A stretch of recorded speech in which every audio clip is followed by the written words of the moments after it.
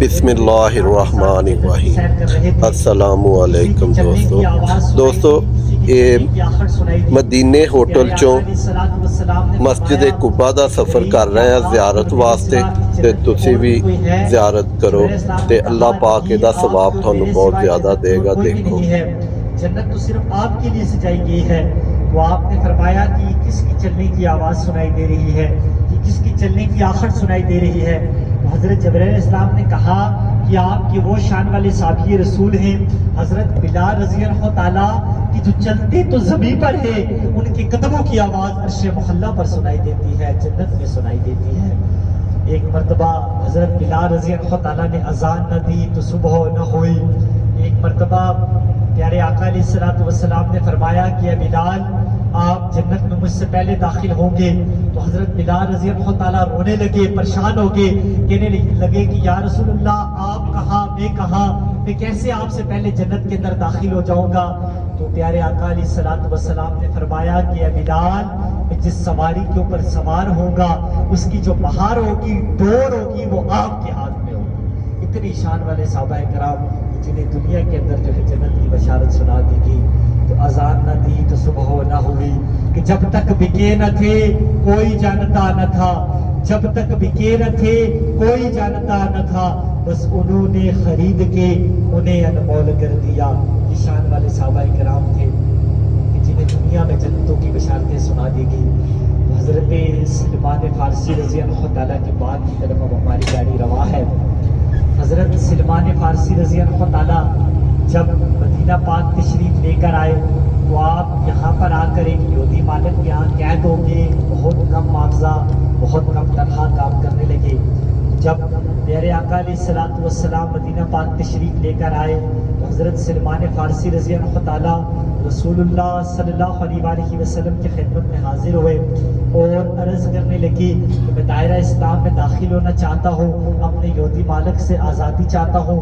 پیارے آقا علیہ الصلوۃ والسلام نے فرمایا کہ جائیں آپ اپنے یہودی مالک سے پوچھیں کہ وہ آپ کو آزاد کرنے کی کیا قیمت لے گا۔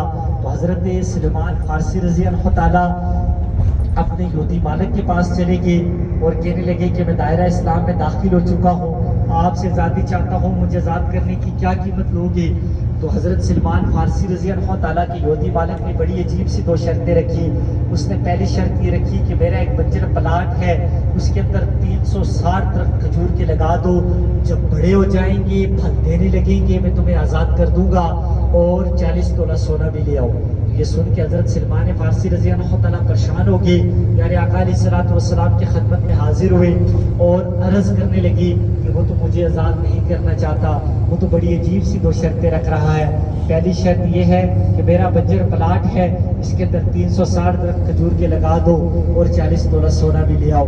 یہاں سے پہلے آپ باغ کی زیارت کر لیں، آپ کے لیفٹ سائڈ کے اوپر یہ جو جالیاں لگی ہوئی آپ کو نظر آ رہی ہیں، ان کے ساتھ جتنا بھی باغ ہے سارا حضرت سلمان فارسی رضی اللہ تعالیٰ کے نام سے، اور یہ جو آپ کو جالیاں لگی ہوئی نظر آ رہی ہیں اس جگہ کو کہتے ہیں وادی بہتان، خاک شفا کا میدان، جنت کی نہر۔ اس جگہ کو کہا جاتا ہے کہ نہ ہو جس بیمار کو شفا سارے زمانے سے، کہ نہ ہو جس بیمار کو شفا سارے زمانے سے، تھوڑی سی خاک اٹھا کر لے جائے ان کے آستانے سے۔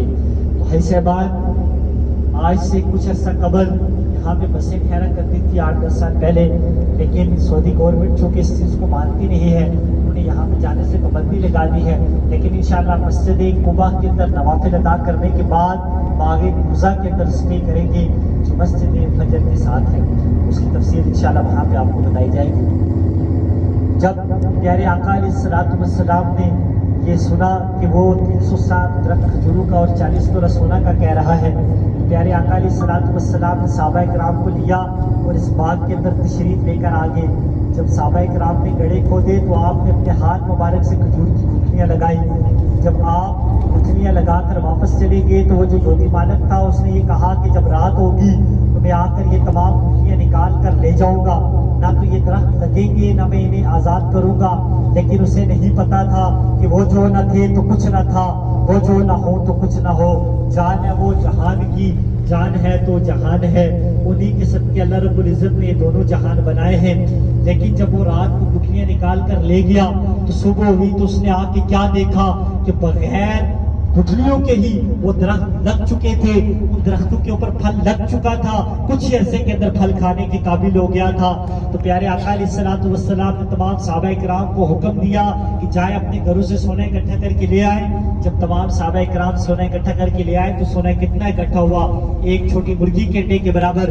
تو پیارے آقا علیہ الصلوۃ والسلام نے سونے کو اپنے ہاتھ مبارک میں پکڑا اور اللہ رب العزت سے دعا کی کہ یا اللہ اس سونے کے اندر برکت ڈال دے، اور حضرت سلمان فارسی رضی اللہ تعالیٰ کو دے دیا۔ تو جب حضرت سلمان فارسی رضی اللہ تعالیٰ نے وہ سونا لے کر اس یہودی مالک کو دیا تو اس نے جب سونے کا وزن کیا تو 40 تولے سے ایک رتی کم تھا، ایک رتی زیادہ تھا۔ یہ معجزہ دیکھ کے فوراً مکلمہ رسول اللہ صلی اللہ علیہ وآلہ وسلم کا پڑھنے لگے اور پورے قبیلے سمیت مسلمان ہو گئے۔ اور جس بات کی میں نے آپ کو زیارت کروائی وہ سارے کا سارا بات حضرت سلمان فارسی رضی اللہ تعالیٰ کو وقف کر دیا۔ سبحان اللہ سے اب انشاءاللہ ہماری گاڑی اسلام کی سب سے پہلی مسجد قباء کے قریب پہنچ چکی ہے۔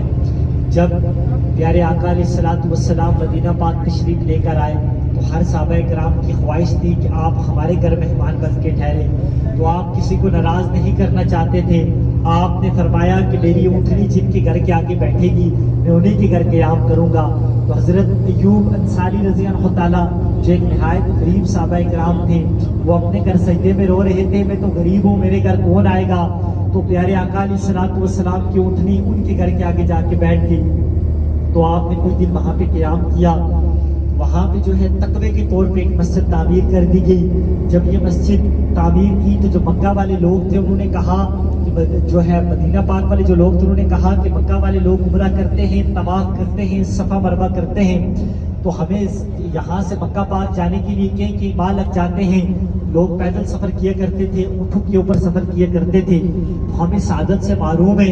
تو پیارے آقا علیہ الصلوۃ والسلام نے فرمایا کہ میری امت کا جو بھی شخص اس مسجد کے اندر 2 رکعت نماز نوافل تحیت المسجد قباء کے نام سے ادا کرے گا، ان کے نامہ اعمال میں ایک مقبول عمرے کا ثواب لکھ دیا جائے گا۔ سبحان اللہ سے بات دیکھیں، یہاں پہ نہ تو ہمیں صفا مروہ کی مشکلات ہیں نہ طواف کی مشکلات ہیں، بس 2 رکعت نماز نوافل ہم نے یہاں پہ ادا کرنے ہیں۔ تو جب یہ مسجد تیار ہو رہی تھی تو اس مسجد کی جو تعمیر تھی وہ پیارے آقا علیہ الصلوۃ والسلام نے اپنے ہاتھ مبارک سے کی۔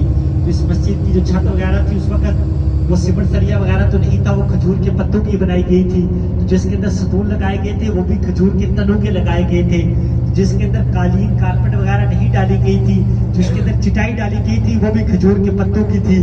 کہ کھجور کی چٹائی تو بھی کتنی شان والی ہے، کہ کھجور کی چٹائی تو بھی کتنی شان والی ہے، تو اس آقا کا بستر ہے کملی جس کی کالی ہے۔ تو انشاءاللہ اس زبان ہماری گاڑی اس پارکنگ کے اندر سٹے کرے گی۔ 20 منٹ کا ہمارے پاس وقت ہوگا، تو آپ تمام حجاج کرام جو ہے